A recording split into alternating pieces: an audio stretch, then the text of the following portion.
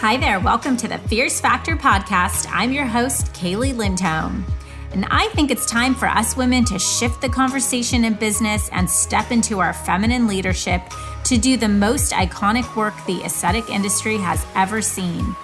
Each week, I'll be bringing a powerful dose of strategy, sarcasm, solutions, and sass that will rev up your creativity and ignite your brilliance as you link arms with me along our shared path of personal and professional growth in 20 minutes or less. Let's go. Well, hello. I'm so excited to have you here today and for this special edition of the Fierce Factor podcast. I hope you enjoyed this conversation as much as I did. I had a chance to interview during a training in my Facebook tribe, the Tribe of Fierce Aesthetic Leaders, a special advisory series about really strengthening your brand in the new economy. And I huddled up with my good friend and colleague, Heather Terveen, who is the founder of The Skin CEO and the host of the Skin CEO podcast. And we talked about top 10 marketing tips for really marketing through this new economy. So I hope you enjoy this conversation as much as I did. It's a little longer than the usual, but I think it'll be really worth it, worth the time. And hopefully you find as much value as I did through the conversation. Enjoy. Hey guys, welcome. I'm 100% determined to have this interview today with my very dear friend and just utmost respected colleague in our industry is Heather Terveen. She is the founder and president and CEO of The Skin CEO. And I want her to tell you a little bit about that. I met Heather like literally a year ago. She called me just over a year ago and said, hey, my name's Heather. I have this great podcast and I want you to be on my podcast. And we have just been fast friends ever since. And it's so nice to have somebody in the industry who's really just a consummate expert in internal marketing. She's actually been in the industry in the space as a laser technician and then moved in, run her own businesses and had a tech agency, understands online marketing like nobody's business. And I get to brainstorm with her on a regular basis. So I'm so lucky to have Heather here. This week, we were chatting a bit about now this part 2 of the sessions that I've been putting together, this prevailing post-pandemic in the tribe. And we decided, as last week I started with part 1 of how to strengthen your brand as we kind of transition into the new economy. And we talked a lot about pricing and positioning and wanted to have a session today about marketing. And I mean, literally every single week, Heather, haven't you noticed that just things are changing? Like, I mean, I can't even plan a coaching session until like the day before because there's just new developments that are happening. And I want to make sure that something that's important to me is as I'm teaching timeless business principles, I want to make sure that our tribe is up to date on modern tactics and really taking advantage of and applying strategies that are going to not only help them thrive now in the short term, but in the long term as well. And so Heather and I kind of brainstormed a little bit on a top 10 list that we wanted to share with you guys today, kind of 5 of her tips and 5 of my tips on how to strengthen your brand in the new economy and to do that with effective marketing. So that was a big, long introduction, but Heather, welcome. Oh, thank you so much for having me. It's truly an honor to be here, and I'm excited to talk about all the tips we have today for your members because I think it's really going to help, and just thanks for having me.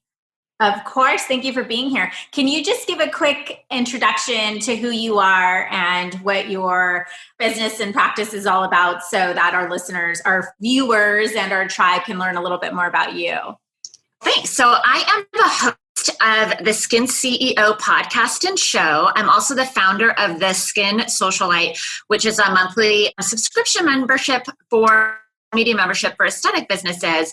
I'm also a licensed esthetician and certified laser tech in the state of Arizona. And I've worked both in plastic surgeon and med spa offices prior to kind of venturing out into the online marketing and business world 10 years ago. I have the unique opportunity to have worked inside of practices and med spas. And then now I devote 100% of my time to helping other aesthetic businesses use social media and online marketing techniques so that they can stay relevant, so they can charge more, so they can grow their business. And yeah, that's me in a nutshell. Right. It hit the easy button on marketing, right? On social media. Yeah, but Right? helping aesthetic businesses press the easy button with social media marketing. And I like to call Heather my own term for her. This is not part of her branding. So if she doesn't, maybe it will be. But I call her an Instagram conversion expert because a lot of marketers are teaching how to grow your Instagram followers by 10,000 by, whatever the method is. And there's great ones and there's not great ones. But one thing that Heather really teaches is that while the volume can be important, it's only important if you're really converting those followers in some way, shape, or form, be it directly or indirectly, into paid clients. And so she talks a lot about how to bring those followers into your ecosystem and nurture them, and with email lists and things like that. And so that's a lot of what she does. I have the great privilege of being an ambassador coach in her program. And so I get to see the value that she brings in teaching that concept. So Heather, let's dive in. I want to talk about effective marketing. So talk to us about some of your strategies and what you're working on with your Skin CEO members right now. Well, right now we're really focused on, and it is like to your point just a moment ago about things are changing on a daily basis. Not only are things changing on a daily basis, but it depends on what area you're in, like what state you're in, what city you're in. We have about 100 members in our membership, and they're all over. I mean, we have a few in the UK. Most are in the United States, all over the map. Some have already reopened, albeit with very strict guidelines and less volume. Some are not going to reopen for a while. They're in various parts of California, and even within California, it's different. So, but our main focus right now is reopening strategies. We've been talking about, just like you, Kaylee, over the last few months of sheltering in place, like what can you do to communicate with people when they cannot physically be inside of your business? And we want to make sure that our members are continuing to actually have those touch points beyond right now. So immediately right now, we're encouraging members to connect with clients and patients right now. Yeah. Don't assume that because you've sent an email or did a social media post that that's enough. I would honestly, your top clients and patients, I would be calling them and doing whatever you can to just connect with them to let you know. Now, we have quite a few, especially I'm in Phoenix, Scottsdale, for those of you who don't know. There's a lot of practices that I work with that have already opened. Certainly the elective surgery, plastic surgeons opened last week. Some of them, their phones are just ringing off the hook. But what I would say is don't assume that just the clients and patients that are connecting with you are aware of the fact that you're reopening.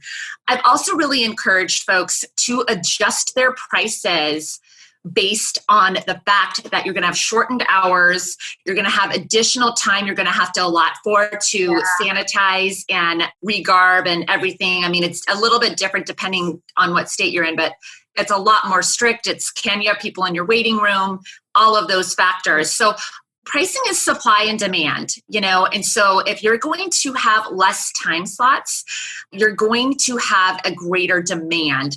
And it is okay. Don't tell yourself the story that your clients or patients aren't going to understand, because your loyal people will understand. It's about sustainability too. I mean, you have to be charging what is going to be sustainable for you to have a flourishing business as well. Yeah. So go ahead, Kaylee. No, that's an excellent point. And I think that this is a really interesting time. I think even over the course of the next few weeks, we're going to have be shifting the conversation as it relates to who's open and the flow and all of that. I have a client who told me that we just ran some numbers, and the quick math is showing that it's going to cost him about $10,000 more a month just in the slowdown of the patient flow and PPE, the new restrictions that are put in place. There's certainly a cost that's associated with that. Absolutely. And you need to account for that unapologetically so. Right.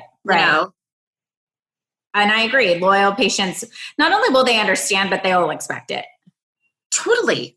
Totally. And I mean, if they don't, you just let them know in the most diplomatic way that you can. But, at the end of the day, you have to make sure that your business can sustain itself. And right now is a time where you're probably going to, like what you are doing with your clients right now, Kaylee, is just assess, like, don't take a blind eye to the numbers. And in fact, I was talking to a practice the other day that has not raised their prices in forever. We're talking about a practice that's been open for over 20 years.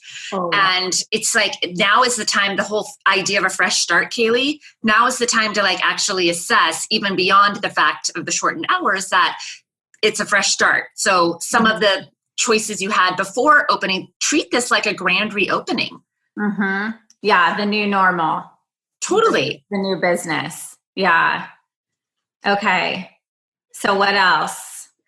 There's a lot of touch points that both spas and clinics have added in since not being able to physically see their patients and clients, whether that's virtual consultations, whether that is video trainings, whether that is an e-commerce component, whether that's adding in SMS or, some other touch points as far as, I guess, virtually communicating. Yeah, communication. Just make sure whatever, and if you haven't yet, I recommend, an omni-channel approach to your communication. I, of course, really, really recommend that you have a consistent and intentional way of moving your people that are on social media that maybe aren't even patients and clients yet onto your email list. Mm-hmm. But even beyond an email list, having other touch points of communication. A lot of you were great about adding these in. We just want to make sure that as you reopen your doors, that you don't let all of those new additional touch points go away, because they're just, as we progress, I think really a successful holistic approach to your marketing is going to involve multi-channel touch points, meaning text, possibly messenger, email, because people like to be reminded and communicated with in different ways as well. So use this as an opportunity, as a fresh start, to make sure that you are consistently having those multiple touch points.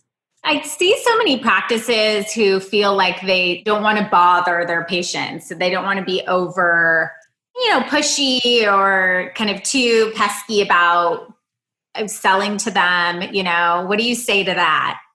Yeah, so I would say that you are hyper aware of your communication in a way that nobody else is. It really depends on how big your email list is. If your email list is 2,500 subscribers or below, that would be considered a smaller, modest list size. Your open rates are going to be a lot higher because it's just a smaller list size. The more we scale our list size, the lower the open rate is. But if you're above that, on average, your open rates are 15 to 20%. So at the very least, you want to be resending out emails to people, if your email service provider allows for this, to the people who didn't open the emails of the message you already sent. But it's the same thing if I was to give you your Facebook and your Instagram reach as well. Like how many people who follow you actually see your content, and people are always amazed at these numbers. I'm like, you have to communicate so many times more. The only places right now that is like the wild, wild west would be like Facebook Messenger and SMS. Like what I mean by the wild, wild west is there's less of your competitors that are actually out there communicating with them. Now, SMS is more of a support and reminder platform. I mean, we're not going to do our like longer marketing strategies in SMS. But again, you have these multi-channel ways to remind people because they're being inundated in all of the from social media to email to what have you. And there's only a small percentage of people who are actually seeing it. So you actually do your clients and patients a disservice. I have this all the time, Kaylee, when people will be like, I don't want to send more than one email out a month. I'm like, okay, well, let's say you have 10,000 people on your email list. I'm just using a solid number. Only 1,500 to 2,000 of the 10,000 people on your email list are going to see that one email that you've sent. So it is kind of a numbers game, unfortunately. And you can overdo it, obviously, but I can guarantee you most of you who are watching this right now are not overdoing it. Right. And doing too small amounts of communication. Did that answer your question? Yeah, no, totally. I'm guilty too. Sometimes I make a post on Instagram and I'm like, now the world knows, And they don't. dogs. Right. And it's, first of all, there's an algorithm issue. Like who knows who's even seeing that stuff. But you've taught me a lot about the value of email marketing as I've, worked with you more and more. But those numbers, those percentages are like 15%. And we're probably lucky if 20% open the email and actually read it. And I just read an article in the Harvard Business Review that right now 60% of businesses have pulled back on marketing, right? So that means those 40% that are marketing, there's that much more room for messages, right? And 36%, I think was the statistic, of people are spending more time online than they were before the pandemic. Almost 40%. Yeah. It's going back into like, we're back to our new, now practices are reopening. They're still, just to your point, they have adjusted and like developed new ways of virtual communication. And so people are just spending more time online. And so I couldn't agree more that that is a strategy that has to be a part of the marketing mix, not just now, but going forward forever. Totally. And if I could give one little tip on your messaging right now, it really depends on who your ideal client or patient avatar is.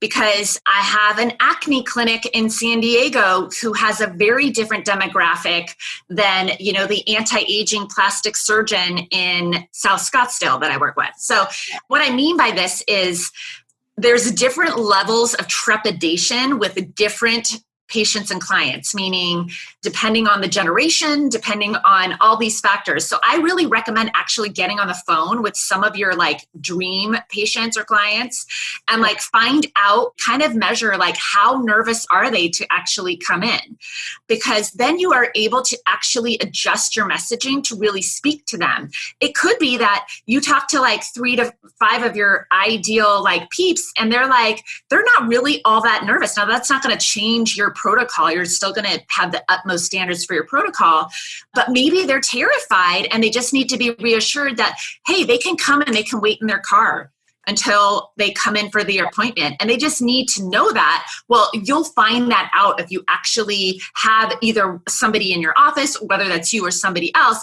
get on the phone and just say, hey, we're just kind of doing a check here. Want to make sure, like, how are you feeling about everything? We're starting to open our doors, or we're a couple weeks out from being able to take whatever the scenario is for you.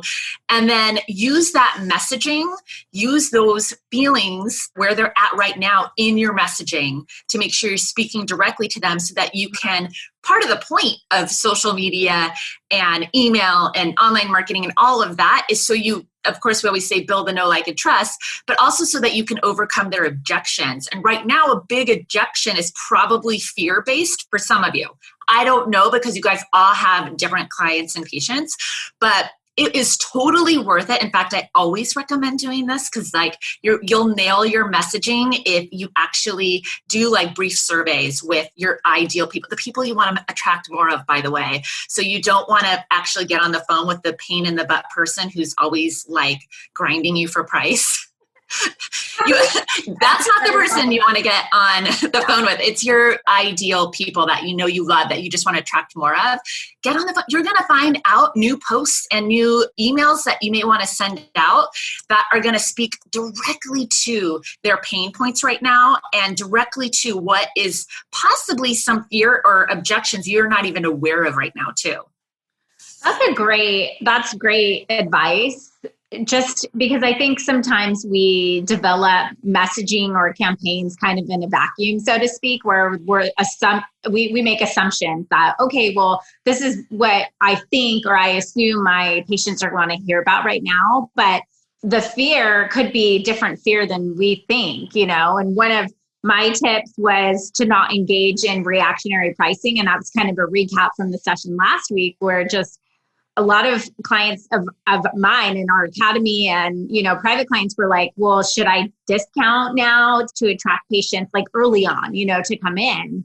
And it was like, I just don't think we need to make assumptions for them. I think whether they want a lower offer, they need it, maybe they're fearful because it is a financial thing, or maybe not. Maybe they're fearful because of safety, or maybe it's just the fear of the unknown of what it's going to be like coming into the practice, like parking, walking in there, what am I going to have to put all over myself? I mean, you just don't know. So I think having the conversation with the client is going to answer a lot of questions for you. So you can hit those objections before they even have to come up. Totally. I mean, the number one way people I find that don't do this create their content is by looking at their competitors. Yeah. So they'll go and they'll look at, another like large influencer in the space and try to like emulate what they're doing. And they don't even know like the back end of their business at all, or if that strategy is even working. So the best thing to do is actually have conversations with your real people. And in fact, even before you're opening, even if you don't have your ideal patients and clients right now is the time to actually find people that you would like to attract, talk to them, use their language, like use the words and the phrases that they're using right now, and then use that in the copy of your whatever it is, whether that's on your website updates, whether that's your email, whether that's in your social media posts. You're going to speak, like they're going to be like, oh my gosh, they totally are reading my mind. Good marketing is extremely empathetic. And we can only be empathetic when we know exactly what our ideal patients and clients are really struggling with right now. Mm-hmm. And I keep saying ideal, I mean your real patients and clients that you love and you want to serve, and you want to serve more of those types. So. Yeah, well, I think that makes sense. I think ideal because we have a choice to attract and do business. I mean, we have businesses at will, right? So we get to work with and be with the patients that we enjoy being around. And so that's part of developing a brand, is creating an environment and an experience for the ones that are going to be part of, that like-minded philosophy, right? Right. And it's such an opportunity right now to show up in a way that is going to be like just, what's the word I'm looking for? Yeah. It's just going to be branded into their mind. Like you show up for them in a way where it's like really personalized. They're going to remember this down the road when the pandemic's like in our rear view mirror. So use it as an opportunity to actually, it's not awkward to call or communicate in a way that maybe you just haven't done in the past, to show up for people and to just, hone in on your messaging and all that good stuff. Right. Awesome. Okay, cool. So kind of treat this like a fresh start. Totally. Treat this like a fresh start for your business. Like feel like I keep saying this over and over again, but because it is such an opportunity, because it is a fresh start, meaning like we literally have been closed for a couple months, and it's a fresh start for all of us that are starting to like slowly maybe venture out. Again, it really depends on where you are in the country. And just remember, there's of marketing. There is direct, some people call direct response, and then there's brand building. And you just moving forward want to make sure that you consistently have both going on. And if you're using social media and you're using email and you're naturally doing this, because direct is the measurable where we're looking for an actual response. So that could be an email opt-in. It could be a special offer of some sort, or just a special opportunity. I don't mean discount. I just mean a special opportunity that is measurable. So back in the day, it used to be direct mail, right? Like you might send direct mail with like a coupon and you could measure it because people would come in with the code or... Right. And then you have brand building, which is like the classic example is the Budweiser commercial during Super Bowl. Like not very measurable, meaning like we don't know how many 12ers they're going to sell from those. Yeah. There's a place for that as well. And so right now, as you kind of evaluate your marketing right now, just make sure you have elements of both that you're consistently doing every month. And I promise you, in the long run, you are going to reap the reward of consistently doing that. And we've been in like such a great market these last few years that a lot of people haven't had to really actually dust off their marketing chops.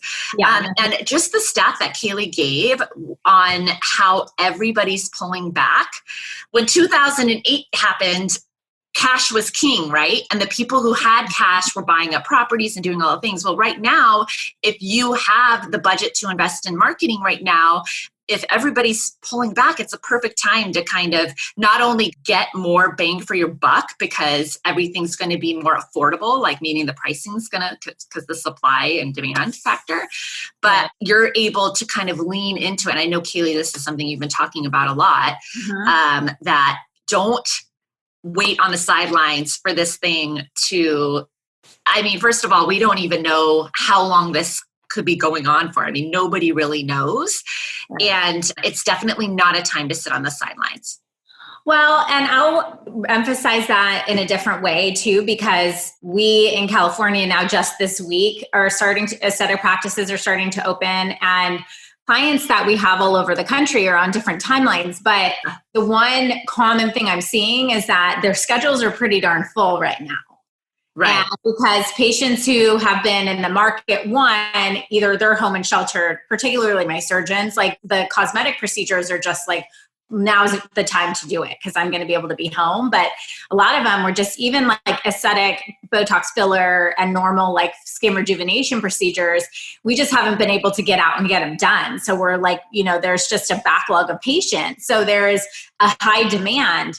But the practices who have shut off all of the marketing are going to hurt later on in the next quarter. Like I'm thinking like in the fall, if you haven't really been continuing to develop and strengthen your pipeline, in the meantime, there's going to be a gap there because it's just the natural economics. You know, we talked last week in session 1 about a study that was done after the last recession of over 4,000 businesses, and only 9% of them flourished because they had discounted and cut prices and really pulled back on marketing.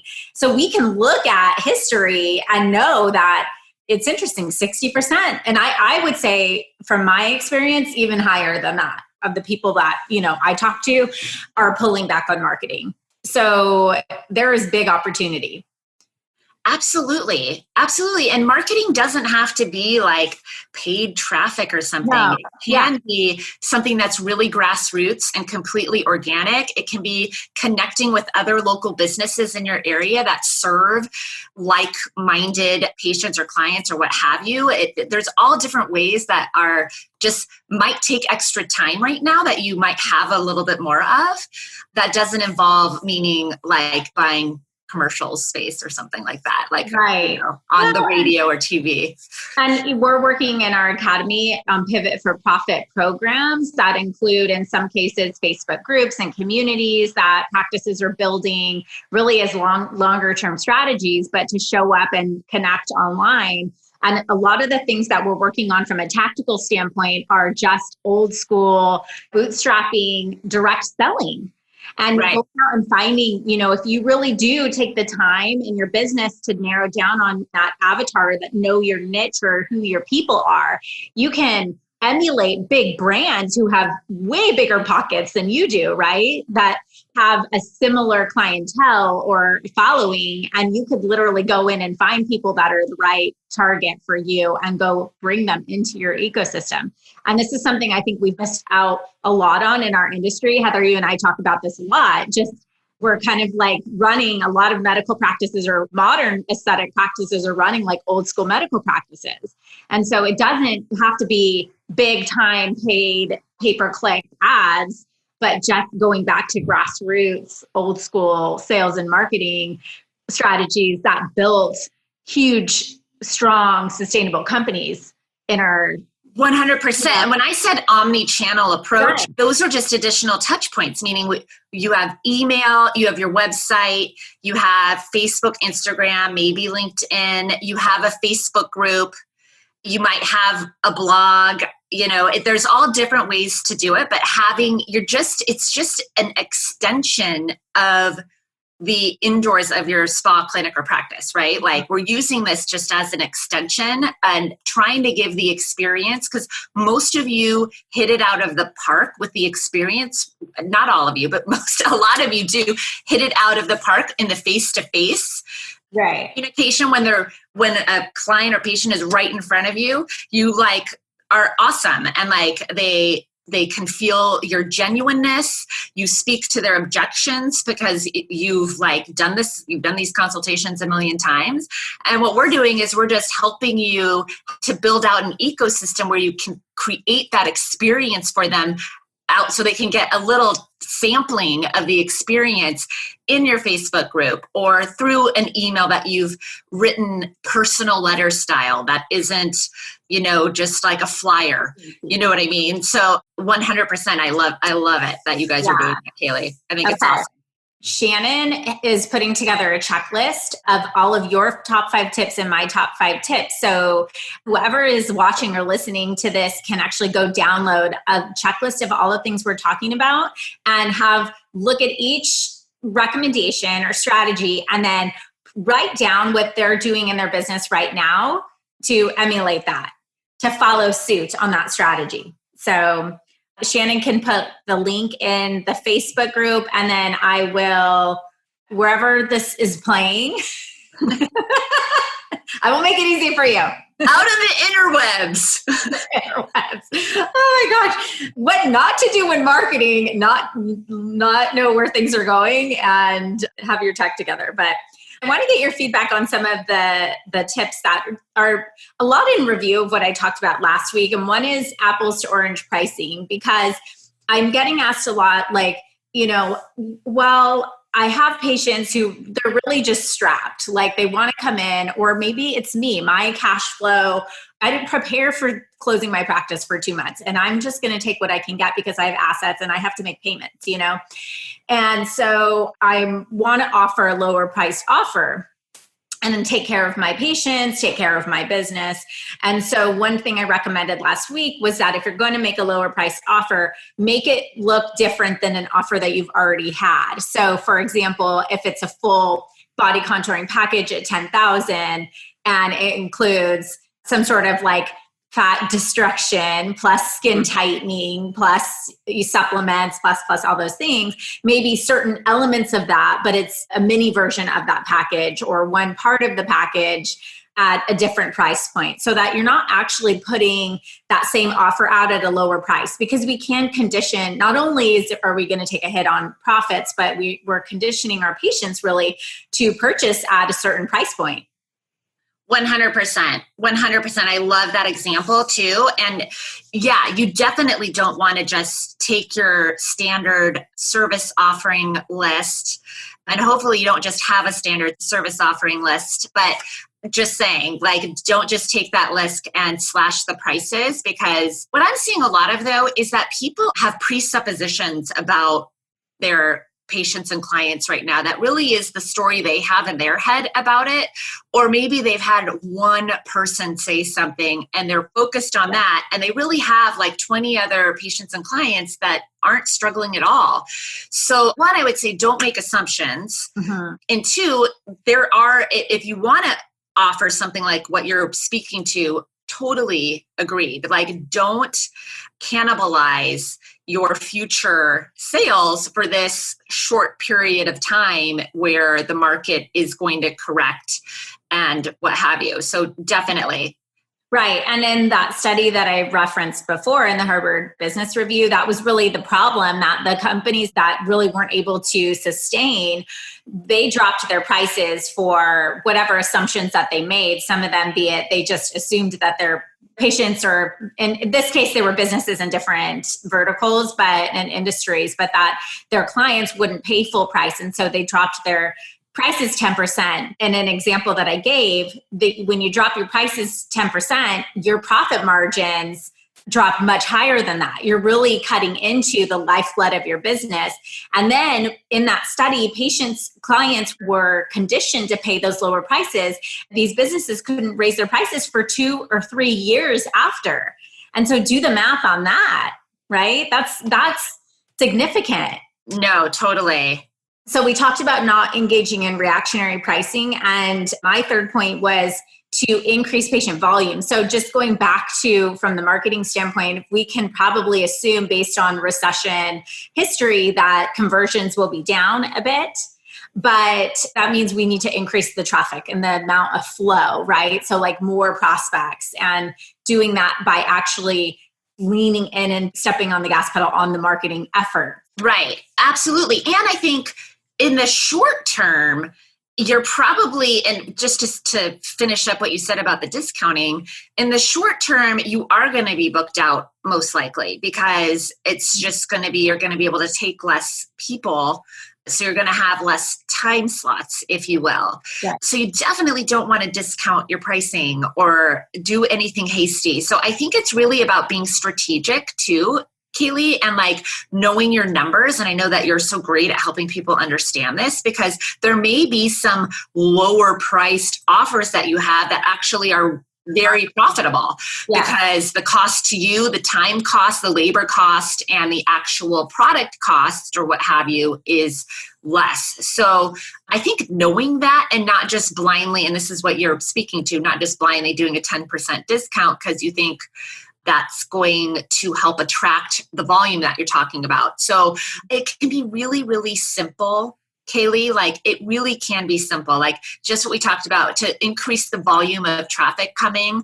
We're not talking about, when we talk about multi-channel and having all these different touch points, we're talking about having the same message to that same dream person we're talking to, that ideal person we're trying to. And I always get flack for this because people are like, well, I don't want to just limit myself to the one person. And it's not about that. It's just, it will help you create your messaging so much better when you have a muse, so to speak, that you're talking to.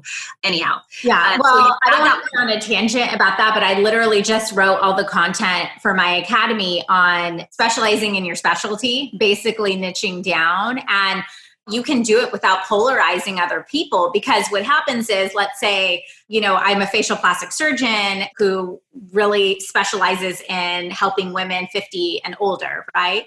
That woman's going to come in and be wowed, right? My parents did this. My mom went and got her bleph done, and then guess where my dad's going to go? You know what I mean? Like to the same doctor who's not going to go find his own doctor. So you can then build trust and credential yourself and build rapport and connection with that one patient, because it goes back to what you were saying right when we started this training, Heather, was developing a message that is addressing pain points.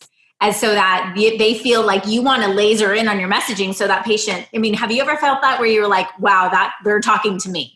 Like, I feel like I swear someone is talking to me right now. Then you want to buy. You're like, I'm glued to what you're saying, and I know I want to work. I want to be attached with you. Totally. It resonates. And then you have a point of view as well. And people are attracted to people who have a point of view. But even beyond that, you end up attracting people totally that are outside of that narrow focus anyways. I shop at Urban Outfitters, and I'm a 42-year-old mother of 3. I can guarantee you I am not their ideal person when they are creating their brand experience, but they still attract outside of that. So it makes you have resonance. It makes you stand out as well, because you have a point of view and you're not just talking about features. Right. Like you're not just like talking about features and having a really broad message that really doesn't speak to anybody at the end of the day. And so the last couple of points, in the interest of time, I want to get your opinion on. One is, my fourth point was to provide as much free value as possible without giving away free products. What's your opinion on that? It's kind of the backbone of like my entire philosophy. So I think that there's an awesome opportunity for you to show up and serve right now, and not only warm people up to you and your practice and your offers, but you're also able to just serve your industry as well and your local market as well, and become a go-to by being, the person that they come to and the account that they come to, whether it's a social media account or your website or whatever, however you're communicating with folks. It's an opportunity to offer value and teach and to connect. And yeah, so I'm a huge to create an experience too. Like if we're talking about inside of your business as well, part of your experience is the front facing before they actually walk through the doors of your spa or clinic. And if you're able to do your email marketing and anything really, whether that's even collaborating with other local businesses and doing some of the grassroots marketing efforts that you're talking with, you're able to add value and serve. And we call it results ahead of time, right? Like it's the sampling that's not actually handing out the samples, right? Of what they can expect from you and the experience that they'll have with you. And it just feels good to serve. Let's think of some examples here. So for example, if you're a plastic surgeon, like really actually, so there was a plastic surgeon's office I actually worked at where he really specialized in helping people who had had botched breast augmentations. It was like part of his specialty. So he would put out content around how to avoid that.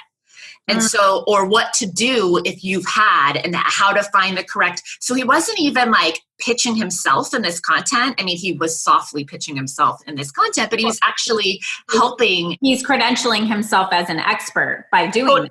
Right, absolutely. And he spent a lot of time doing that. He would speak on this topic as well. And it was the exact perfect, like, you know, it was the, what does the person need? This person has a lot of objections around going back to a plastic surgeon because they've already had.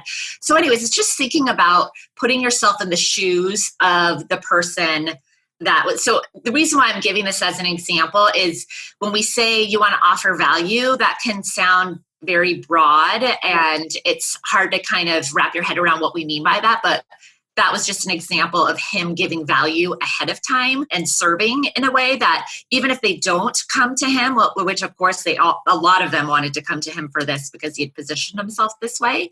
Right. But it feels good too, to just show up and serve and help your community. And also the education and like all of that can be repurposed in so many ways through different marketing channels that even the 1 hour or half hour that he spent putting all of that together, you know, he can leverage that. So totally. And when you're specific like that, it's so much easier to get other businesses to actually refer to you because you're so specialized in what you do. Like if they're doing something else like body contouring and you don't do body contouring, you know, but they want whatever it is, when you're specialized, it's so much easier for one, people to refer to you, people to remember what you do, and for you to really speak to objections, pain points, and outcomes that your people are looking for. Yes, absolutely. Okay. And then my final point, Heather, is that I think I'm noticing that a lot of practices are just wrapped up in the nuance of getting back to action. They're concerned about patient flow. They're managing. I had one practice tell me they had 70 phone call, like messages of just patients that were wanting to come in. And he's like, I'm just trying to figure out how I'm going to manage all of this, like, and keep my patients happy and schedule them and get the equipment and all the cleaning and all that stuff. Right. So they've got so much on their mind with just managing the today.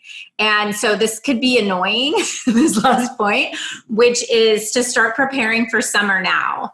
And so I was trying to think of really one, just to the point of the influx of right now, there's a supply and demand kind of off balance because there are a lot of patients that want to come in for procedures and are going to be willing to pay for them because they haven't had them. Right. And so I think that can give a false sense of what patient flow and demand is going to be like going forward. There's also patients that don't want to sit around and wait for their appointment for another month. And so you could risk losing them to somebody else. So I think one recommendation from my perspective is to really dive in on treatment plans with patients, regardless of the specialty, and loyalty programs and ongoing visits, you know, putting a rest of an annual plan together for them of what they're going to get when, so that they're preparing for the rest of the year with you versus just come in, get a treatment and, you know, hope we'll see you again soon. Yeah. And I think also just over communicating Because if they feel like they've called to say those 70, and this isn't, this takes extra legwork in the beginning as well. So there's just no way around it, unfortunately.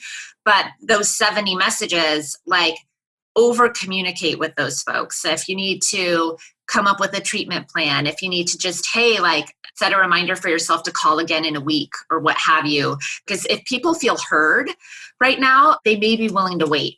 Because if they feel like they're just a number right now, then they're less likely to have the patience for you, and they might go to somewhere else. Now, the only other thing is that a lot of folks are in the same position. So if they call a competitor down the road, that competitor probably might be in a similar position. So if you can make them feel, I think that's exactly a great opportunity to give like a big picture treatment plan, because I think they will wait longer. I would. Yeah, I am doing that now. Right. I'm for my providers backed up. So totally. Just working with what we got. And I got, like, same with mine, and I got product. Like, I went curbside and I got product and some other little goodies from them. And I mean, use that as an opportunity, like, hey, like, come in and get your product now. We're going to give you a treatment plan, and I'm going to put it in the little baggie that I'm putting together for you. Write a handwritten note.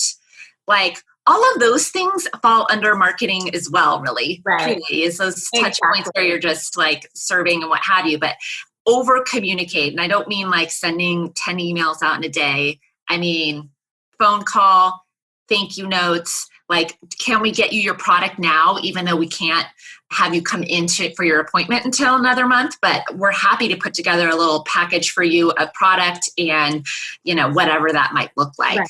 What can we do for you? Yeah. Totally. Make sure patients feel significant. Awesome. Okay. So I'm going to recap real quick the 10 tips that we gave, and then we'll have the checklist available for anybody. So number 1, or do you want to give your 5, Heather, and then I'll give my 5? Let's do it that way. Okay. Yeah. So my 5 were: make sure to connect with clients beforehand. Don't assume that they know that you are reopening, and don't assume that just the people who are reaching out to you are the ones that are interested in reconnecting with your services and what have you. Adjust your prices to account for the new supply-demand ratio that you're going to have right now because of limited hours and pent-up demand because you've been closed for 2 months. Continue whatever online virtual communication touch points that you were really forced to use over these last 2 months. Make this part of the new normal of moving forward. These are going to be additional touch points so that you can stay connected with your patients and clients. Keep the long game in mind on tough days. This is something we're talking about a lot because I think just the nature of sheltering in place, like, it's been a roller coaster emotionally for everyone. Yeah, like, I mean, it just is. It's just weird. So just try to keep your long-term vision in mind, because we don't know how temporary this is. We do know that it's temporary, right? And most of us knew a recession was coming anyways.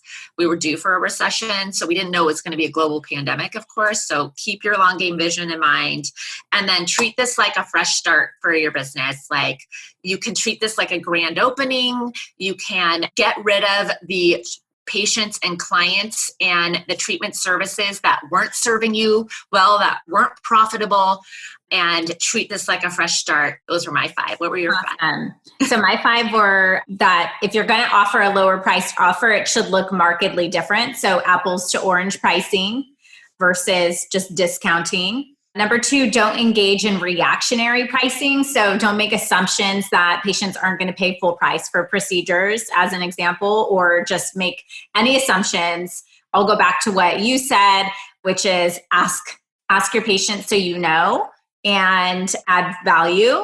Don't stop marketing. Number 3, increase patient volume, i.e. don't stop marketing. So when you do download this checklist, for all of you who are listening to this, I want you to write down what you are doing to market right now. Really all of the, and if it's going to take 16 touch points, where are the 16 ways you're going to touch that patient? Number 4, provide free value, not free products. So if it is, as an example, doing the extra 30-minute educational series every week, or writing the extra blog, educational blog for patients, giving them the extra value versus just giving free products. And then number 5, start preparing for summer now. Be thinking about the rest of this year and really preparing your marketing strategy and your patient acquisition and retention plans to prepare yourself for whatever happens. And then I took some notes: over communicate, direct and brand marketing, be empathetic in your messaging, and be smart about using all those different messages, SMS, all of the things that, are non-traditional, but other ways to touch patients. So those were on my notes from today. Awesome. Thanks, Heather. I'll put into the notes and everything, but how can people find more about you and work with you and your membership and all of that? You can find me at Heather Terveen on Instagram. I have a podcast, the Skin CEO podcast. It was formerly the Aesthetic Success Podcast. So you'll find it out there with that name as well. I'm at heatherterveen.com. I also have a monthly social media membership called the Skin Socialite, where we give you all the monthly assets you need to show up consistently on social media, and some other training and coaching around that as well. And we can link up, if you want more information about the Skin Socialite, to that as well. I will do that for sure. Awesome. Okay. Thank you, everybody. If you have any questions in the replays, go ahead and put them down in the comments and Facebook, and we will get those answered for you. Heather's also in our tribe, so she can, show up there as well. Thanks so much, Heather. This was so much fun. Thanks for having me. I had a blast. Awesome. I'll talk to you soon. Okay. Take care. Thank you for joining me for this episode of The Fierce Factor. If you enjoyed the show, please make sure you subscribe so you can automatically get new shows every week. I'd also love it if you left us a review. And come join the conversation online. If you're an aesthetic industry owner, operator, or leader, please join my free Facebook group, The Tribe of Fierce Aesthetic Leaders, a community of ambitious, purpose-driven professionals who collaborate and share best practices for growth in business and life. I'm honored you tuned in.